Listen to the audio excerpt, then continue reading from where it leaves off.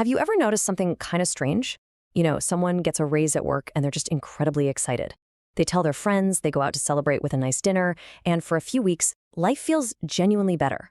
But then, fast forward 6 months later, and, well, they're in almost the exact same financial position as before. There's no bigger savings, no new investments. They are literally just running in place. Welcome to This Explainer. Today, I'm going to walk you through exactly why this happens. But more importantly, I'm putting on my mentor hat to give you the exact playbook you need to step off that financial treadmill for good. Here is our roadmap for today. We're going to kick things off with the paycheck trap, then dig into the psychology of spending. After that, we'll look at a tale of two raises, break down assets versus lifestyle upgrades, and finally, we'll cover automating your new wealth. All right, let's jump right into section 1, the paycheck trap. So we really need to confront a super common belief that honestly holds a lot of people back. It's the idea that money problems simply come from not making enough money. Think about it. It's the ultimate question, isn't it? If a bigger paycheck is the cure, why doesn't the cure actually work for most people? Well, the truth is, earning money and keeping money are two completely different skills. And most of us, we're only ever taught the first one. The problem we're facing here isn't rooted in math. Actually, scratch that. It's really rooted in psychology. This example right here brilliantly illustrates exactly what I mean. Notice the person on the left. They earn $5,000 a month, but they spend $4,900 of it. Now, look at the person on the right. They earn only $3,000, but they spend $2,000. Who becomes wealthier faster? Right, it's obviously the person on the right. I like to think of your income kind of like water flowing into a bucket, and your expenses are the holes in that bucket. The person on the left is pouring way more water in, sure, but their bucket is leaking everywhere. The person on the right is actually filling their bucket because they took the time to plug the holes. Wealth isn't the water flowing in, guys. It's what actually remains inside. Okay, so what creates those holes? It's a tricky little phenomenon called lifestyle inflation. This is when your spending just automatically rises every single time your income rises. You get a raise, so you figure, hey, I'll move into a slightly nicer apartment.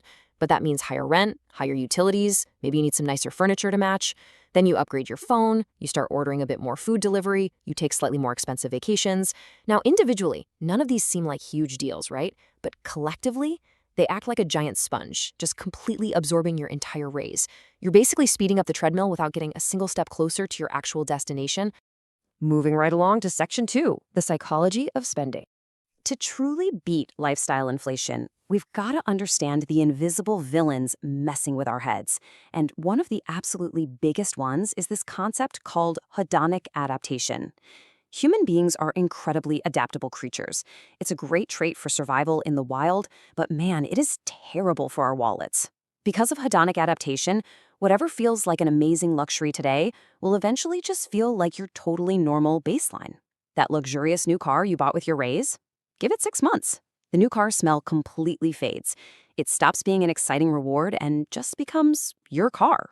The thrill vanishes. But guess what? That $600 monthly payment is absolutely here to stay. And compounding this is the trap of social comparison. We rarely measure our success against where we were, say, 5 years ago. Instead, we look left and right and measure it against the people around us. I mean, you might be absolutely thrilled with a bump to a $70,000 salary, right up until you find out a coworker is making $100,000. Add social media to the whole mix, where we are constantly bombarded with these perfectly curated luxury lifestyles, and the pressure really mounts. It's a trap. People fall into spending money to look successful rather than doing the work of saving and investing to actually become successful. Let's move into section 3, a tale of two raises. Let's ground all these abstract theories into a concrete, everyday reality. Imagine two friends, Alex and Ben. They start out in the exact same spot, both bringing in $3,000 a month.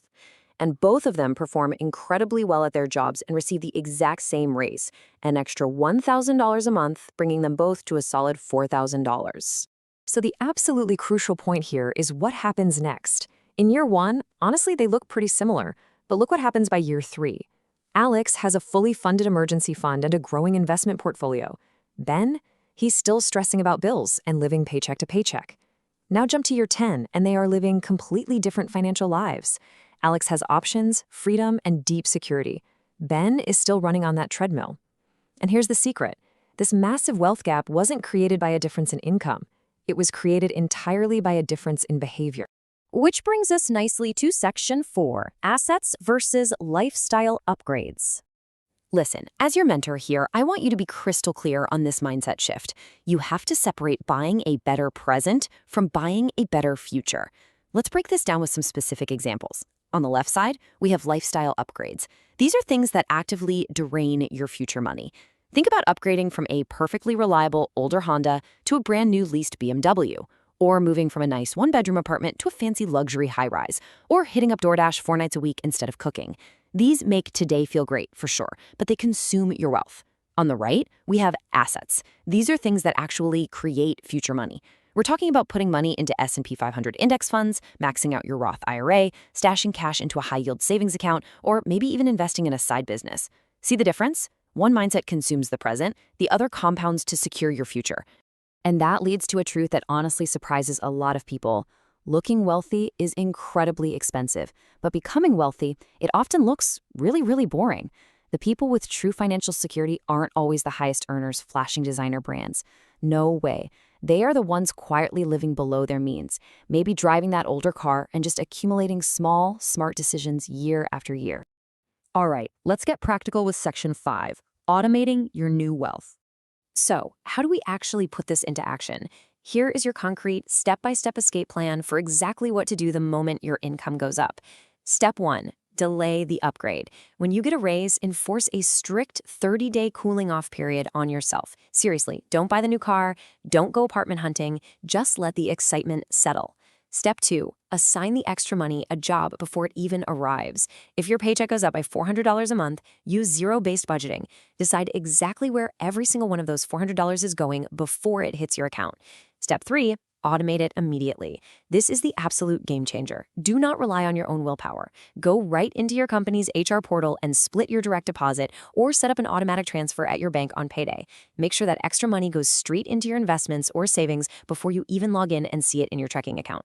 Out of sight, out of mind. Now, if you're looking for a specific rule of thumb to follow, just remember this number, 50%. This was actually Alex's strategy from our story earlier. Whenever Alex got a raise, exactly 50% of that new money was automatically routed straight to investments and savings. The remaining 50%?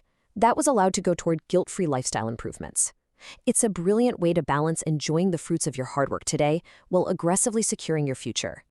As we start to wrap up this explainer, I really want you to internalize this quote. A raise is not proof that you're becoming wealthy. It's only an opportunity to become wealthy. More income can absolutely improve your life, no question. But at the end of the day, it's your behavior and the money that actually stays in your bucket and grows that determines your future.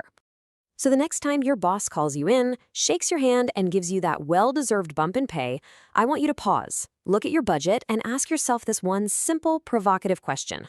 Will this money improve my future or just upgrade my present? You have the power to control lifestyle inflation. It's completely in your hands to make your next paycheck truly count. Thanks so much for joining me on this explainer, and I will see you next time.